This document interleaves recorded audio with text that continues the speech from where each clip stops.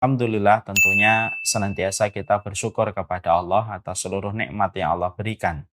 Karena sesungguhnya syukur itu terkadang jauh lebih berat daripada kesabaran.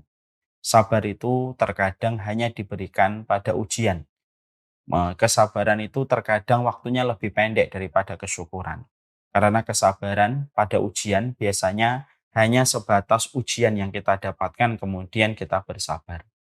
Tetapi syukur itu merupakan kewajiban sepanjang hayat. Kita bersyukur atas seluruh nikmat yang Allah berikan kepada kita. Bukankah kita bangun hari ini dengan kondisi aman, kita bangun dalam kondisi mendapatkan rezeki yang mencukupi kita pada kebutuhan hari ini, dan kita juga mendapatkan kesehatan sehingga kita melakukan aktivitas, setidaknya kita mulai pada kajian yang kita selenggarakan. Ini merupakan sebuah perkara yang sudah cukup bagi kita untuk bersyukur kepada Allah Subhanahu wa taala. Dan inilah yang menjadikan kita paham, syukur itu perjalanan panjang, syukur itu perjalanan panjang lagi berat, di mana kehidupan kita di dalam bersyukur sepanjang waktu kita hidup. Adapun sabar hanya terkadang sebatas pada ujian yang sedang kita dapatkan. Semoga Allah senantiasa memberikan energi bagi kita untuk selalu bersyukur kepadanya dalam setiap perkara. Tidak perlu menunggu syukur pada sesuatu yang banyak, tetapi marilah kita berlatih pada syukur ketika kita mendapatkan anugerah yang tampaknya remeh di mata kita. Orang yang paling lapang adalah orang yang bersyukur walaupun melihat sandal jepitnya. Orang yang paling ridho, orang yang paling Allah ridhoi adalah orang yang mampu bersyukur walaupun hanya melihat uang 2.000 yang ada di kantongnya, tetapi sudah cukup menjadikan dia alasan untuk bersyukur kepada Allah. Karena siapapun yang mampu bersyukur pada sesuatu yang remeh, mereka adalah orang yang mampu bersyukur pada sesuatu yang besar, maka itu lebih mudah bagi mereka. Jangan bersyukur hanya ketika mobil yang kita inginkan datang ke garasi. Jangan hanya bersyukur ketika rumah yang kita inginkan sudah mulai dibangun. Jangan hanya bersyukur ketika kita mendapatkan makanan yang kita inginkan, lalu kita mendapatkan rezeki di akhir bulan, lalu kita membeli makanan itu baru kita bersyukur. Karena sesungguhnya syukur itu selalu ada. Ada 1.001 alasan untuk senantiasa menjadikan kita bersyukur selama kita sadar koneksi hati kita dengan Allah yang telah memberikan semua anugerah pada kehidupan kita. Kepada Allah kita bersyukur. Kita tentunya pembahasan setiap Jumat yaitu adalah pembahasan bagaimana membahas karakter seorang muslim, bagaimana mereka menjadi hebat dalam karakter mereka. Ini merupakan salah satu rumpun ilmu yang terkadang justru banyak dilalaikan oleh kaum muslimin. Karena banyak kaum muslimin memahami Islam itu hanya dari sudut pandang fikih. Mereka hanya memandang tentang keutamaan sholat tahajud, keutamaan keluarga sakinah, mawaddah, dan warahmah. Tapi terkadang justru mereka tidak mengetahui bahwasanya Islam, agama yang kita imani, merupakan agama yang betul-betul membangun karakter. Bagaimana seorang muslim di dalam proses iman mereka kepada Allah, mereka itu betul-betul bisa memberikan kualitas yang hebat di dalam kehidupan mereka ketika mereka terbentuk karakternya sesuai dengan penjelasan dan sesuai dengan petunjuk yang disampaikan oleh baginda Nabi Shallallahu Alaihi Wasallam. Maka inilah yang menjadikan kita paham Islam itu konsisten membentuk karakter kita. Bukankah Islam mengatakan bahwasanya seorang muslim yang paling baik adalah muslim yang bisa memberikan manfaat untuk orang lain? Itu karakter yang dibentuk. Bukankah kita juga mendapati di dalam sunnah bahwasanya orang yang Allah ridhai adalah orang yang pandai untuk memberi maaf? Bukankah itu karakter yang dibangun pada hadis itu? Bukankah kita juga mendapati bahwasanya ketika seorang muslim itu diperintahkan oleh Allah untuk senantiasa berpikir yang positif tentang Allah dan berpikir yang ridho kepada setiap takdir, bukankah itu karakter yang dibentuk? Dan inilah sejatinya sikap seorang muslim, hendaklah mereka melihat Islam itu bukan hanya dari sudut pandang fikih, tapi bagaimana seorang muslim itu mereka melihat Islam dan sunnah dari sudut pandang karakter yang harus terbentuk sesuai dengan perintah yang disampaikan, sesuai dengan sunnah yang dijelaskan oleh Rasulullah Shallallahu Alaihi Wasallam. Ini penting untuk selalu kita miliki. Islam itu membentuk karakter. Makanya kalau karakter kita belum terbentuk, berarti masih ada yang kurang dalam proses kita belajar. Karakter inilah yang disampaikan begitu penting oleh para ulama. Imam Al-Ghazali mengatakan yang paling penting adalah seorang muslim selalu memiliki karakter hebat di dalam kehidupan mereka. Makanya tidak salah kalau orang barat sampai mereka mengatakan if you lose your money, you lose nothing. If you lose your health, you lose something. But if you lose your character, you lose everything. Makanya betul kalau orang-orang barat mereka berkata, sesungguhnya kalau kamu kehilangan uang, kamu tidak kehilangan apapun. Kalau kamu kehilangan kesehatan, kamu kehilangan sesuatu. Tapi kalau hidupmu kehilangan karakter, kamu tidak punya karakter, kamu kehilangan segalanya di dalam kehidupan. Karena memang pada dasarnya karakter itu akan membentuk value dan nilai pada kehidupan kita. Baik dalam kehidupan sosial kita bermasyarakat dan berinteraksi, baik kehidupan kita di hadapan Allah. Kita sudah sampai pada pembahasan bagaimana karakter untuk membangun kualitas pada kehidupan kita adalah bagaimana kita memberikan bakti yang terbaik kita kepada orang tua kita. Karena tidak akan mungkin hebat kehidupan siapapun, walaupun dia memiliki kepandaian, intelijensi, memiliki kepintaran, link yang begitu sempurna, circle yang begitu positif, tapi ternyata dia tidak rapi hubungan dia dengan orang tuanya, siapapun yang tidak pernah merapikan hubungan antara dirinya dengan orang tua, maka tidak akan pernah hebat hidupnya dan tidak akan pernah rapi kualitas hidupnya seiring berantakan antara hubungan dia dengan orang tua. Ini merupakan sebuah kaidah penting. Makanya Rasulullah Shallallahu Alaihi Wasallam menjelaskan dalam hadis riwayat Muslim pada sanad yang sahih, tidak ada kebaikan yang Allah segerakan balasannya 2 kali di dunia mendapatkan, di akhiratnya juga mendapatkan kembali, ya kecuali kebaikan kamu kepada orang tuamu, dan tidak ada kejahatan dan kezaliman yang Allah balas 2 kali, di dunia dibalas, di akhiratnya dibalas, ya kecuali kejahatan dan kezaliman kepada orang tua. Itu sudah sangat memberi arti dan makna pada kehidupan kita. Kalau ada sesuatu yang kita nilai pencapaian kita begitu istimewa, bisa jadi pencapaian istimewa yang kita lihat dari seseorang bukan hanya semata-mata kehebatan dia, tapi bisa jadi pencapaian-pencapaian istimewa yang dia dapatkan pada hidupnya bisa jadi karena baktinya dia kepada ibunya dan bapaknya, rapinya hubungan dia dengan ibunya dan bapaknya. Karena itulah yang menjadikan Allah merapikan dan memudahkan dia mendapatkan pencapaian-pencapaian yang dia peroleh ketika dia senantiasa memperhatikan bagaimana hubungan dia dengan orang tuanya. Sebagaimana kita menjumpai dan sebagaimana kita mendapati, kalau kita mendapatkan ada seseorang di dalam kehidupan berantakan hidupnya, pasti ada kaitannya. Kehidupan yang berantakan itu disebabkan karena berantakan hubungan dia dengan orang tua. Maka inilah yang menjadikan kita paham betul pentingnya bagi kita pada kualitas kehidupan kita. Kita tidak hanya kita tidak hanya memperhatikan bagaimana usaha kita tidak hanya memperhatikan ikhtiar kita, tapi penting bagi kita untuk memperhatikan bagaimana kehidupan kita bersama orang tua kita. Dan inilah yang menjadikan kita paham apa hubungannya muslim hebat dengan baktinya manusia kepada orang tua. Hubungannya erat. Karena tidak ada manusia hebat yang pernah ada di dalam sejarah manusia, kecuali mereka adalah orang yang terbaik di dalam memperlakukan orang tua mereka. Mereka adalah orang yang terbaik di dalam memperlakukan orang tua mereka. Dan inilah yang menjadikan kita memahami pentingnya kita untuk senantiasa memperhatikan hubungan kita dengan orang tua kita. Sekarang bagaimana konkretnya kita, aktualisasi kita untuk melakukan birrul walidain kita kepada orang tua kita. Kita kemarin sudah membahas bahwasanya arti birrul walidain itu tidak hanya diwakili dengan uang yang kita transfer.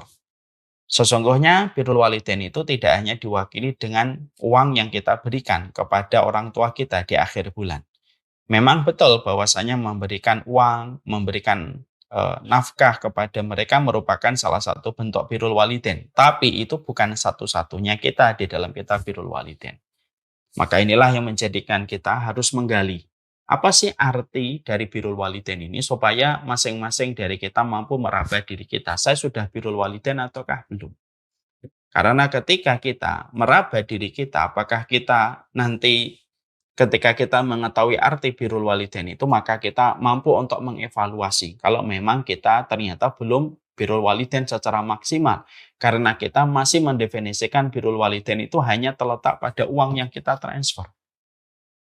Nah, kemarin kita sudah membahas setidaknya ada 4. Yang pertama, arti birrul walidain adalah mensolihkan diri kita.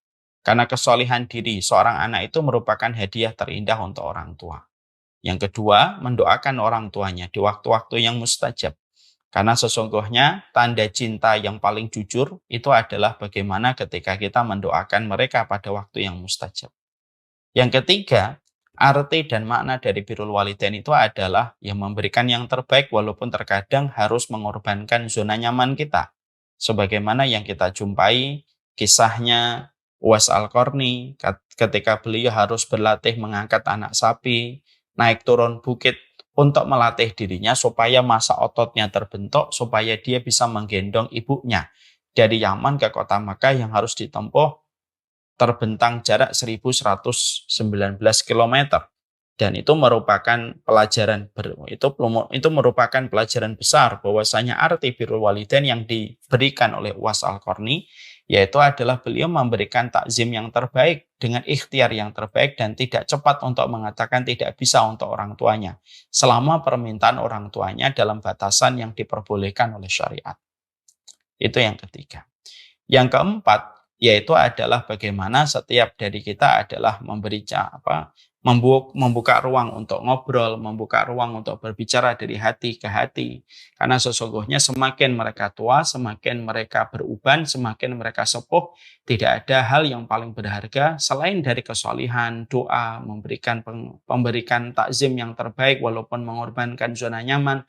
Maka salah satunya adalah memberikan waktu untuk senantiasa waktu untuk mendengarkan setiap kisah-kisah yang mereka ingin sampaikan kepada kita, karena banyak orang tua yang terkadang tertutup dengan anak ketika orang tua ini masih berjibaku dengan urusan hidupnya ketika mencukupi anaknya, dan orang tua itu akhirnya jujur membuka dirinya dan menceritakan episode hidupnya ketika mereka sepuh. Karena apa? Yang paling dibutuhkan orang tua adalah teman ngobrol yang paling nyaman, dan itu harusnya adalah anak-anaknya untuk menemani mereka ketika mereka meninggal, ketika mereka menuju kepada masa tua. Makanya maaf ya, kita lihat bagaimana kalau orang tua sudah sakit yang selalu dirindukan adalah anak. Bahkan pada saat mereka mulai menuju kepada proses sakaratul maut, saya melihat bahwasanya setiap orang tua kalau sudah mulai berat yang selalu dilihat itu anak-anaknya. Bagaimana mereka ingin anak-anaknya berkumpul, melantunkan doa, memberikan yang terbaik untuk mereka ketika mereka akan menghadapi sesuatu yang berat yang bernama sakaratul maut. Ini memberikan kepada kita bahwasanya waktu merupakan salah satu hadiah terbaik yang diberikan anak kepada orang tua. Di mana masalahnya kita hari ini adalah sulitnya dan pelitnya kita memberikan waktu kepada orang tua, walaupun mungkin kita tidak pelit ketika memberikan nafkah. Padahal kebutuhan nafkah sebanding dengan kebutuhan waktu yang dibutuhkan setiap orang tua ketika mereka menghabiskan sisa kehidupan mereka. Makanya Bapak Ibu, kalaulah orang tua kita sudah menelpon, pasti itu adalah sesuatu yang mereka ingin ceritakan dan mereka ingin untuk obrolkan. Walaupun engkau dalam meeting, walaupun engkau dalam satu pekerjaan besar, minta waktu sebentar untuk tetap menerima panggilan telepon mereka. Karena sesungguhnya panggilan telepon orang tua kita ketika masih hidup itu merupakan sebuah kenikmatan yang besar, yang tidak bisa dinikmati dan dirasakan kenikmatan itu kecuali ketika kita mendapati orang tua kita sudah meninggal. Barulah kita ngerasa di telepon orang tua itu nikmat yang luar biasa. Itu nomor 4. Nomor 5, maka para ulama lalu menyampaikan kepada kita, salah satu bentuk dari birrul walidain yang terbaik kepada orang tua itu adalah menyampaikan tentang ilmu-ilmu yang bermanfaat untuk menemani orang tua kita di masa senja.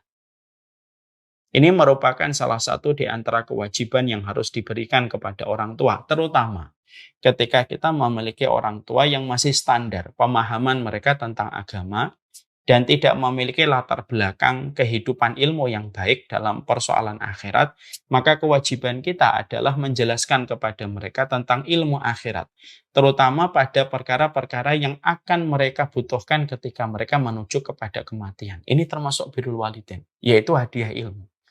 Mana ada hadiah yang lebih indah daripada hadiah ilmu?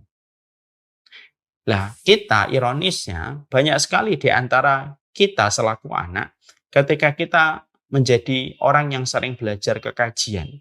Tapi ternyata setelah kita pulang dari kajian, kita tidak pernah berhasrat. Kita tidak pernah bersemangat untuk menceritakan ilmu yang kita pelajari dari Ustadz Fulan dan Ustadz Fulan untuk orang tua kita. Seakan-akan kita merasa bahwasanya orang tua kita tidak butuh ilmu. Seakan-akan orang tua kita lebih berilmu daripada kita, sehingga akhirnya kita pelit untuk menyampaikan dan berbagi maklumat dan informasi akhirat untuk mereka, padahal siapapun itu butuh ilmu, terutama ketika menghadapi hari-hari tua dan menghadapi satu kenyataan bahwasanya semakin tua dan semakin rentan, semakin dekat dia dengan hari kematian. Dan inilah pentingnya bagi kita pada poin yang kelima ini adalah berbagi ilmu. Ya, sehingga akhirnya pelajarilah ilmu. Kalaulah memang orang tua kita dulu belum ideal mengajarkan agama untuk kita, mereka belum ideal mengajarkan akhirat untuk kita, maka jangan hanya menyalahkan kondisi dan menyalahkan keadaan. Setidaknya jangan itu terulang kembali. Kita selaku anak jangan dendam. Ini gara-gara orang tua saya dulu tidak mengajarkan agama. Kasih udzur sama orang tua kita, kasih maaf sama orang tua kita ketika mereka mungkin dulunya tidak mengajarkan secara ideal pendidikan akhirat untuk kita. Tapi jangan pernah menjadi sebuah pembalasan untuk mereka. Lalu ketika hari ini kita dipilih hatinya oleh Allah, dibolak-balikkan hatinya oleh Allah, kamu ngaji, kamu cinta kepada majelis ilmu, kamu senang untuk mendengarkan nasihat, maka ketika Allah memilih hati kita untuk bisa membuka buku, untuk bisa mendengarkan kajian, maka sampaikanlah ilmu itu kepada orang tua kita supaya mereka memiliki ilmu, setidaknya ilmu yang mereka serap dari anaknya ketika menemani mereka di masa tua, menambah pundi pahala untuk mereka dan menambah kefahaman mereka tentang urusan akhirat yang sejatinya mereka sebentar lagi akan datangi. Jangan pelit. Sehingga akhirnya jangan ngaji, pulang, diem, lalu merasa bahwasanya orang tua kita sudah pandai 100% terhadap urusan akhiratnya. Dan tentunya menyampaikan kepada orang tua ya dengan metode dan cara yang sesuai dari apa yang kita pahami dari karakter orang tua kita, dan tentunya tidak bersifat untuk mendikte mereka.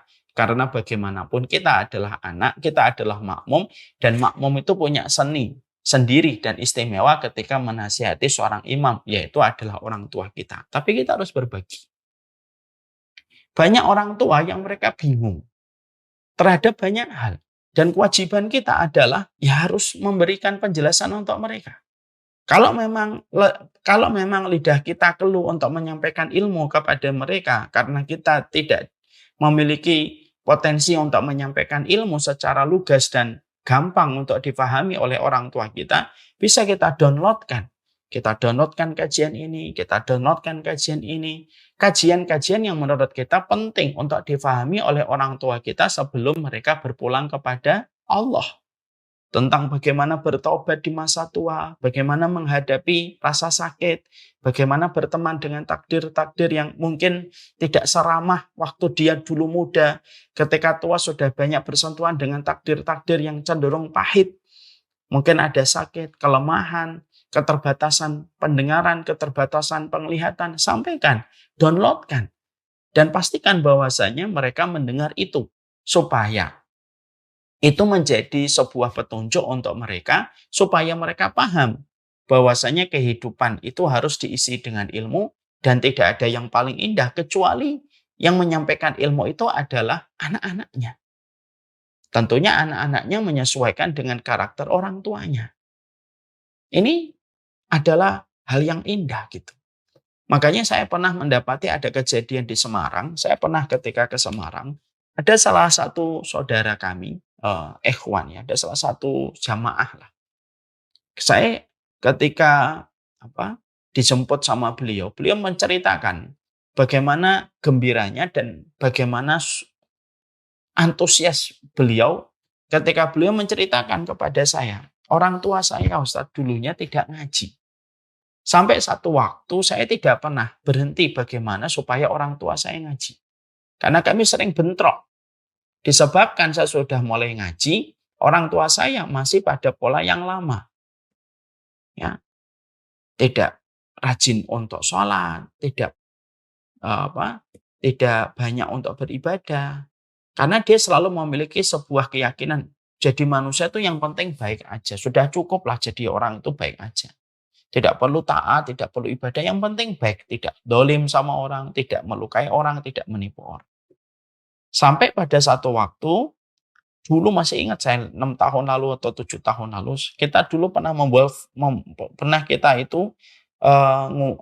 jual flash disk dakwah yang keuntungannya untuk dakwah. Lalu entah bagaimana beliau mendapatkan flash disk itu. Lah flash disk itu dimasukkan ke mobil, lalu orang tuanya mendengarkan. Di mobil orang tuanya dipasang flash disk itu. Lalu akhirnya orang tuanya ikut mendengarkan. Dengan izin Allah, Allah menggerakkan hati ibunya, lalu menggerakkan hati bapaknya, mendengarkan kajian itu, lalu mulai memperbaiki sholat mereka, lalu memperbaiki puasa mereka, lalu memperbaiki tobat mereka. Dan kata beliau, sang anak, ketika bersama kami, beliau bercerita, tidak ada pemandangan yang paling indah kecuali saya mendapati orang tua saya menata hidupnya, walaupun sudah di usia tua. Tapi itu merupakan hal paling indah yang tidak pernah saya bayangkan akan saya dapatkan dan saya jumpai dari orang tua saya. Jadi ini menunjukkan kepada kita itulah hadiah ilmu. Itu termasuk birrul walidin. Apa yang kita pelajari hari ini harusnya kita sharing, tulis. Kalau memang kita tidak bisa menyampaikan secara lisan, tulis. Sampaikan ke ibu kita kalau masih ada ibu kita. Bu, saya hari ini belajar tentang ini. Kirim kepada mereka. Atau kalau ibu tidak bisa nulis, ya kita voice note. Kita sampaikan, saya hari ini belajar tentang ini. Saya belajar tentang syuruk hari ini. Saya belajar tentang pentingnya husnudzon sebelum kita meninggal dunia kepada Allah. Bahwasanya Allah itu rahmatnya mengalahkan murkanya. Itu harus kita sampaikan. Supaya mereka tahu dan supaya mereka memahami. Karena apa? Petunjuk itu merupakan perkara yang sangat istimewa, sangat mahal. Dan sesungguhnya kita harusnya menjadi anak yang betul-betul berbakti ketika kitalah yang menghantarkan petunjuk itu kepada orang tua kita. Kalaupun 1 kali, 2 kali kita mendapatkan penolakan dan penentangan, jangan buru-buru. Jangan buru-buru kita memiliki kesimpulan negatif tentang orang tua kita. Jangan-jangan ketika mereka menolak, mungkin metode kita yang salah. Metode kita yang kurang benar, tidak melihat kondisi dan keadaan. Tapi memang ketika kita betul-betul akan menyampaikan nasihat ilmu kepada orang tua kita memperhatikan kondisi, kita memperhatikan setiap diksi dan kalimat yang kita sampaikan kepada mereka. Selama itu datang dari hati yang ikhlas, itu akan nyampe kepada hati orang tua kita. Kalau memang betul-betul mereka sedang memperbaiki ketika mereka merasa sudah dekat dengan kematian. Coba pertanyaannya. Apa saja ilmu yang sudah kita sharing untuk orang tua kita? Kita ngaji kemana-mana. Ngaji tema ini, kita ngaji tema ini, kita ngaji tentang tema ini. Jujur, sudah nggak nyampaikan itu kepada orang tua? Orang tua saya nggak mau nerima, tidak mau dengar Ustadz. Ya mungkin dengan tulisan. Ya kita kan tidak pernah tahu, mungkin hari ini kita ditolak sama orang tua kita. Kita perbaiki metode dan cara. Mungkin lusa kita akan diterima sama orang tua kita. Tapi ikhtiar tetap harus dilakukan. Dan itulah bentuk bagaimana kita berbakti kepada mereka. Berbagi ilmu dan petunjuk. Pada sesuatu yang besar yang akan memberikan keselamatan pada perjalanan kita di akhirat. Orang tua kita sudah dekat dengan kematian. Umur mereka sudah 60, sudah 70, sudah dekat dengan kematian. Dan kita tahu kematian itu merupakan gerbang menuju kepada kehidupan akhirat. Dan kehidupan akhirat itu yang paling besar, yang bermanfaat itu apa? Ilmu. Yang paling besar bermanfaat dalam kehidupan di akhirat itu ilmu. Makanya sampai kita bedah dulu satu hadis yang terkenal. Rasulullah kan mengatakan, man salaka thoriqan yaltamisu fihi ilman sahalallahu thoriqan ilal jannah. Siapapun yang memudahkan jalannya untuk mencari ilmu, maka Allah memudahkan jalannya menuju surga. Disebutkan kata jalan pada hadis ini itu kan 2 kali oleh Rasulullah. Jalan yang pertama dan jalan yang kedua. Jalan yang pertama yaitu memudahkan jalan kita, artinya kita bergerak untuk mendapatkan ilmu. Siapapun yang bergerak mendatangi ilmu, maka dia akan dimudahkan jalannya di akhirat.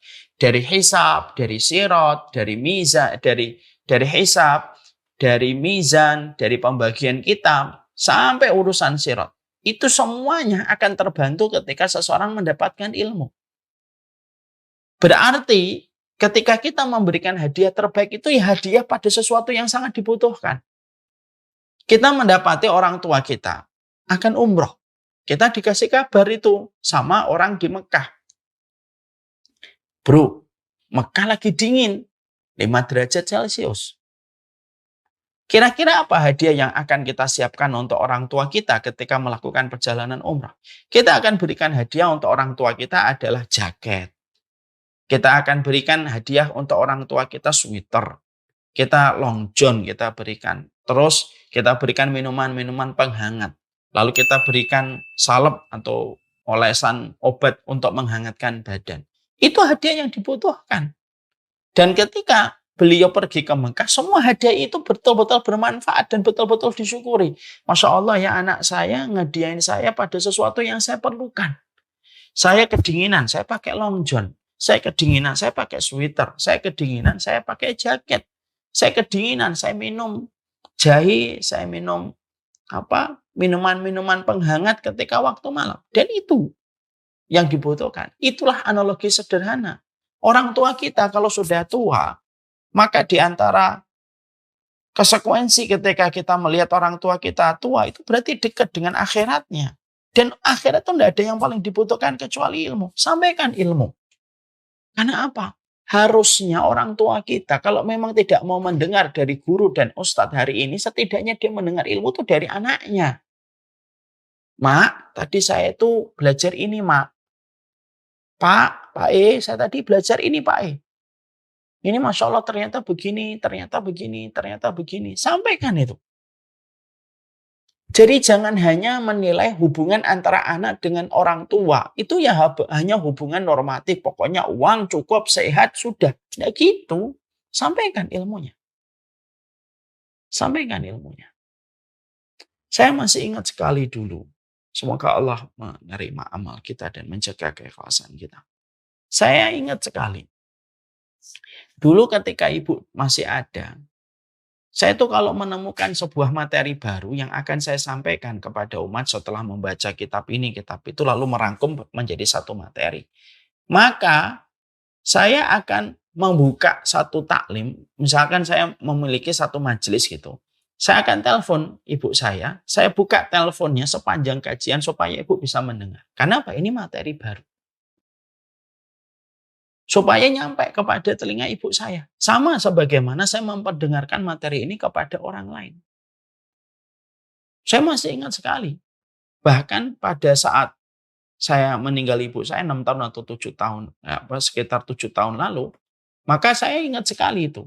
Saat itu saya baru menyelesaikan materi tentang arti keberkahan. Saya baru buka kitab, nemukan. Arti berkah itu tidak sebagaimana dipandangan banyak orang masyarakat hari ini. Berkah itu harus kaya raya, berkah itu harus sehat gitu. Ternyata berkah itu apapun kondisi yang menambah ketaatan. Saya baru nemukan, saya kumpulkan materi, saya akhirnya punya satu kajian hari Sabtu di daerah Bekasi, di daerah Galaksi. Saya masih ingat.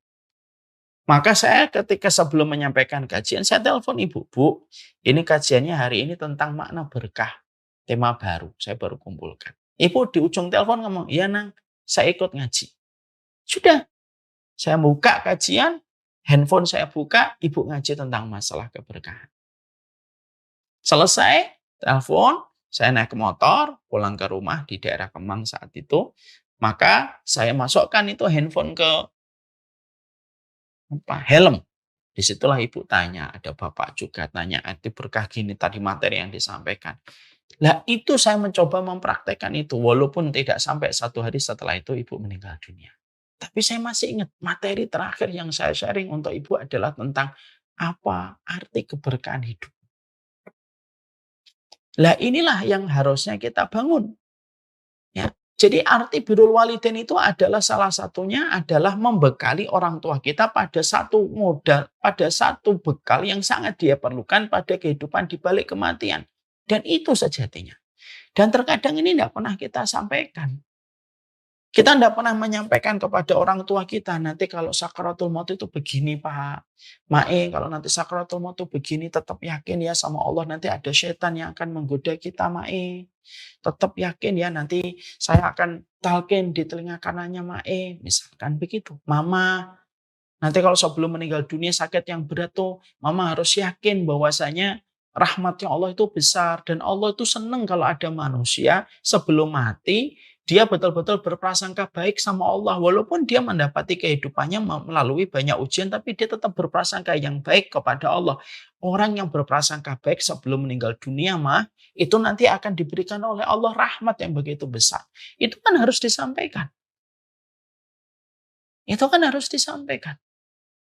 Supaya mereka itu paham. Supaya itu mereka ngerti, oh ini loh yang akan saya hadapi pada kehidupan ketika saya tua.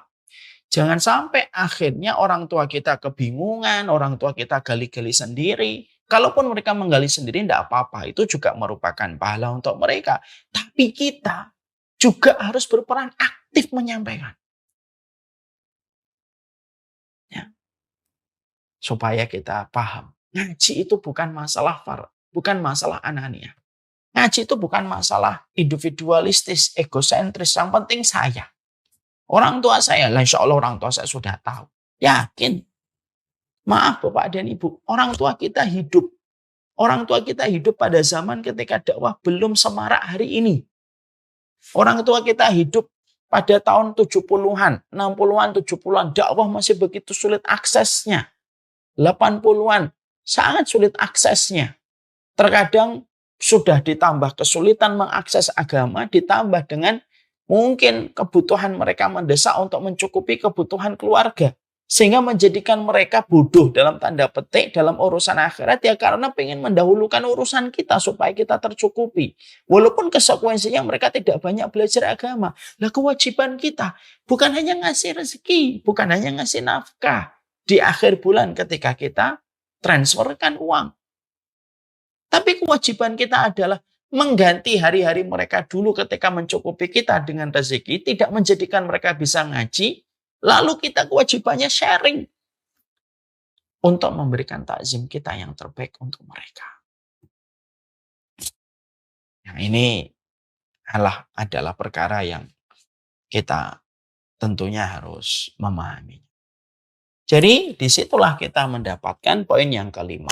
Termasuk di antara bentuk wabil walidaini ihsana, ya kamu sampaikan ilmunya. Apapun yang kita dapatkan, kita sharing untuk orang tua kita.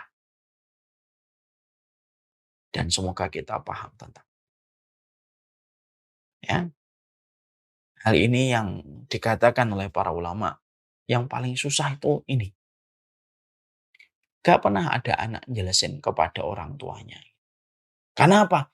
Merasa bahwasanya anak itu objek dari ilmu orang tuanya. Padahal orang tua senang sekali kalau mereka itu mendapatkan ilmu dari anaknya selama anaknya itu tahu bagaimana cara menyampaikan dan memberikan sharing ilmu untuk mereka sesuai dengan kondisi dan keadaan mereka.